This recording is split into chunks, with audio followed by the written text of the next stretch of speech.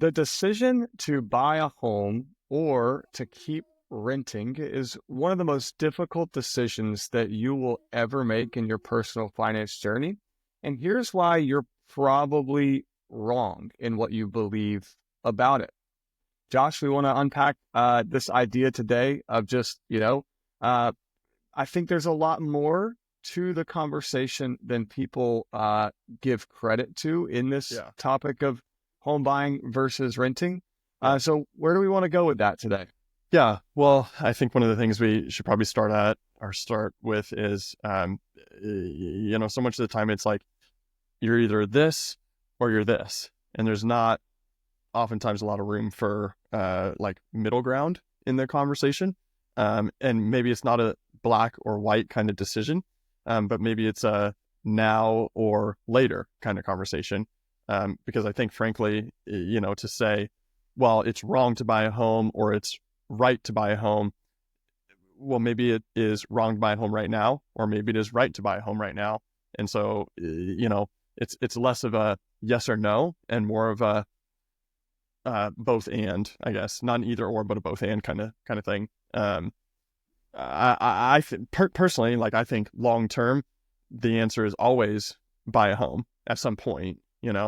Of course, the timing can be challenging. And that's, to your credit, what you said was, make it a little more nuanced than just now or never kind of thing.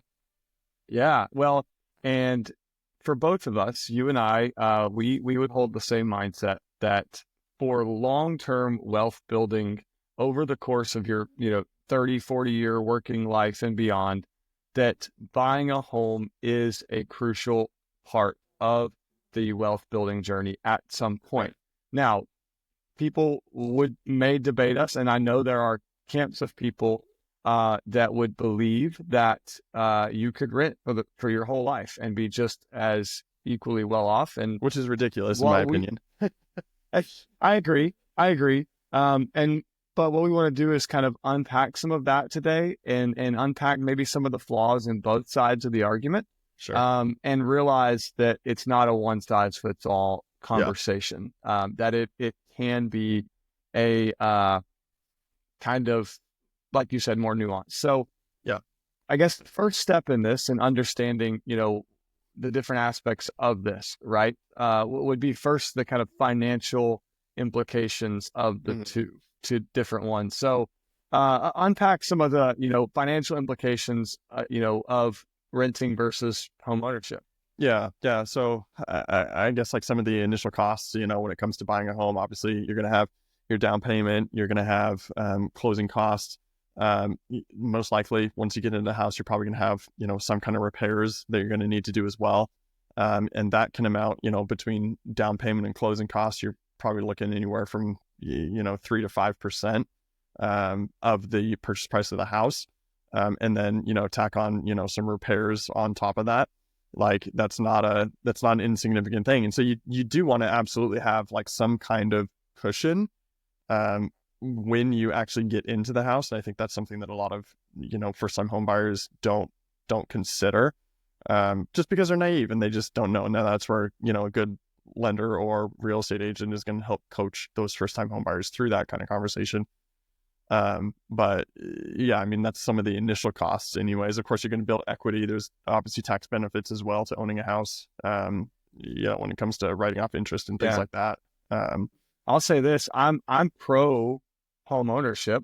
And totally. One of the arguments I hate the most is when I hear people say, well, like my mortgage could be less than what I'm paying in rent, or something along the lines of like, it would cost me less in a year to own a home than it would be to rent. And I just think that's total hogwash.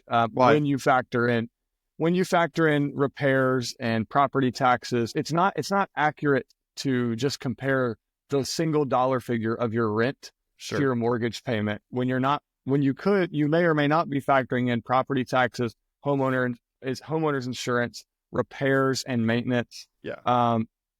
Sure. Are there maybe some nuanced cases where, it could be the case?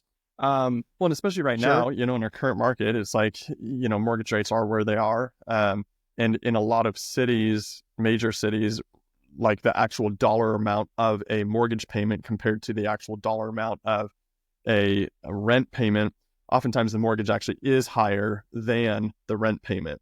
Now, that's problematic in a lot of ways. However, I think that's a very like surface level way of looking at it, because most of the time when you're just looking at the dollar amount of your monthly payment, what you're not looking at is the long-term benefits of things like building equity. And the reality is you're always paying a mortgage. Period. You are always paying a mortgage, whether it's yours or somebody else's. So you're always going to have some kind of monthly housing expense. And so it's really problematic when people are like, well, it's cheaper to rent. And it's like, well, it's actually not, because you're paying somebody else's mortgage in that case. And you are still paying taxes and insurance and interest and principal and repairs. It's all baked into the rent payment, right? So That's right. Well, it's and a really naive way of looking at it. That highlights some of the what I would say potential risks of renting. Well, there's risk for both, but Sure. risks of home ownership if you're not financially prepared. Could be those repairs and upkeep, as well as a decline in the market. At a time when you might need or want to sell. Sure. Some potential risks there. Well, yeah, and that brings up a good point. It's rent, like if you're going to buy a house, you want to buy with the intent, hey, I'm going to live in this house for a minimum of 3 years. Otherwise, it just doesn't make a lot of sense. But absolutely. And then with renting, one of the things you run into is in the short term, it may cost you less, but think about the next 30 years. Right. The next 30 years, is your rent going to go up or stay the same? Right. Going to go up every year. It's going to go up. And what you're paying for rent 30 years from now will be drastically more than what you're paying for rent today. But if you are able and in the appropriate place to buy a home and to step into home ownership, like the idea is that in 30 years, you will not have any payment for your home outside of your insurance and property taxes, because you'll have paid your house off, right. Yeah, no, it's so true. And and so a lot of people, I just think they take a naive way of looking at it and a short-term way of looking at it. But, some people have, a certain, I guess, like lifestyle where, there's uncertainty with their job. And especially in our current culture and everything, it's like people only stay at their job 1 or 2 or 3 years anymore, and then they're off somewhere else. And in that kind of situation, you don't really want to be buying, because when you do buy a house and then need to sell it within 3 years, let's just say, the equity hasn't even grown enough at that point to have it make sense to have to pay. Because when you go to sell a house, it's going to cost you, it can vary, of course, but anywhere from, 6 to 10% between, everybody's got their opinions on this, of course, which, whatever it is, what it is, realtor fees, transfer taxes, any repairs you need to do before listing the house. So it costs anywhere from 6 to 10% to actually sell the house. So you can, so on a $400,000 home, you can immediately take off $40,000 and say, just kiss it goodbye. Now it might be less than that, of course. I'm just using round numbers here. But in that sense, now all of a sudden you've lost. If you sell before, the equity makes sense for you to be able to sell that. So when you have that sort of lifestyle, to get back to the point, when you have that sort of lifestyle where you need to move on a somewhat regular basis, it doesn't always make sense to buy a house. Absolutely.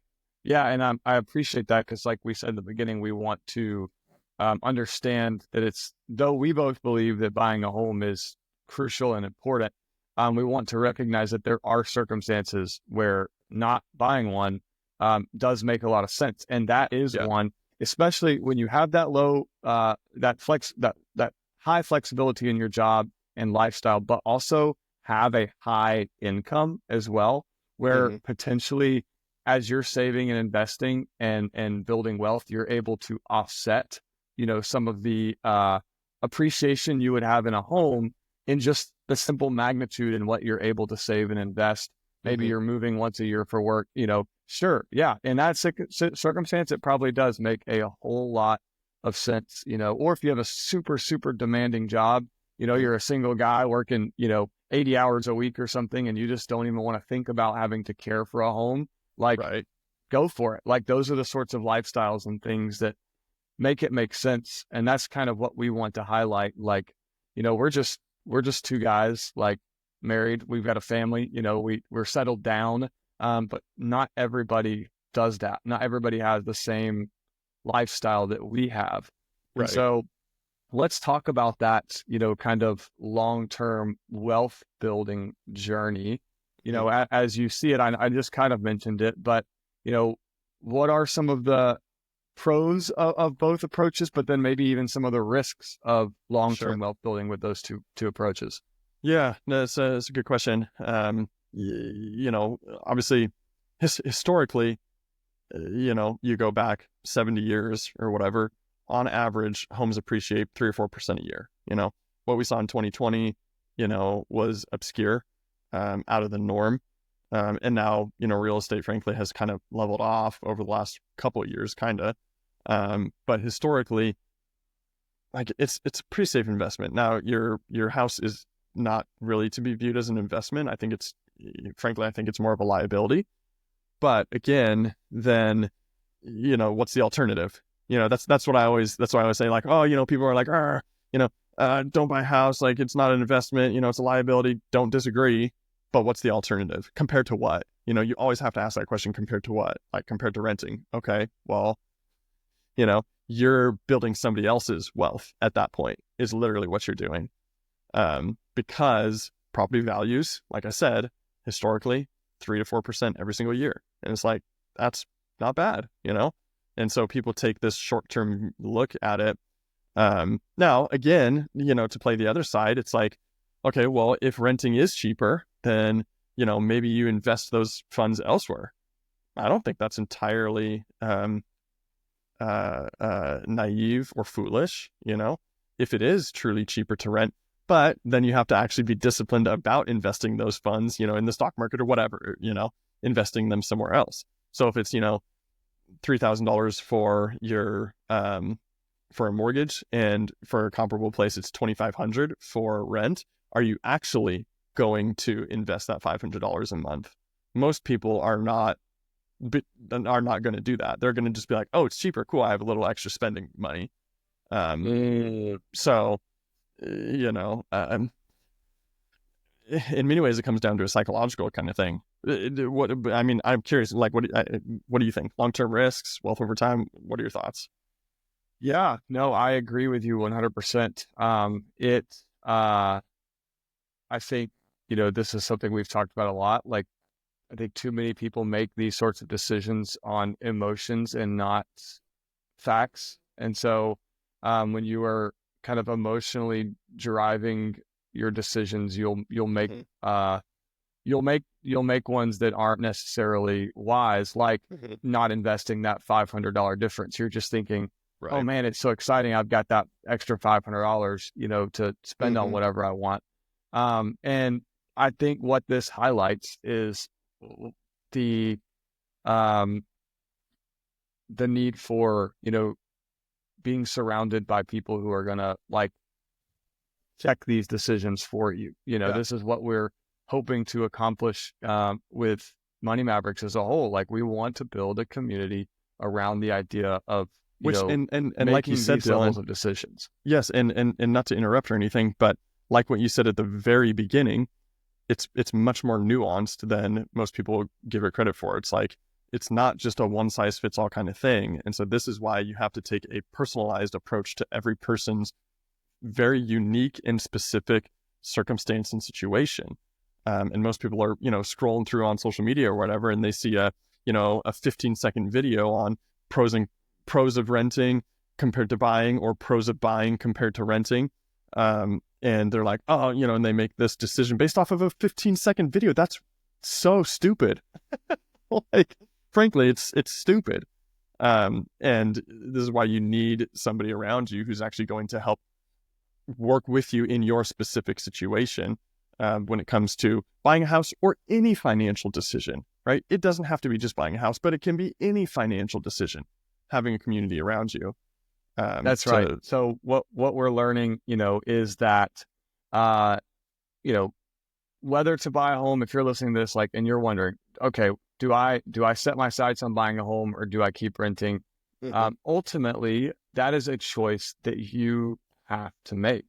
And whatever choice that you make, if it's analyzed properly and it's based on facts, the facts of your circumstances, and not the emotions and the feelings that you have about like the way your life should or shouldn't be, then that's the best decision. That's what we want to communicate. And you need to assess your life, assess your goals, assess the real estate market, around you, and ultimately make that community make that decision with wise community around you who are helping inform and instruct that decision to keep you on track, with your, reality and not just your imagination.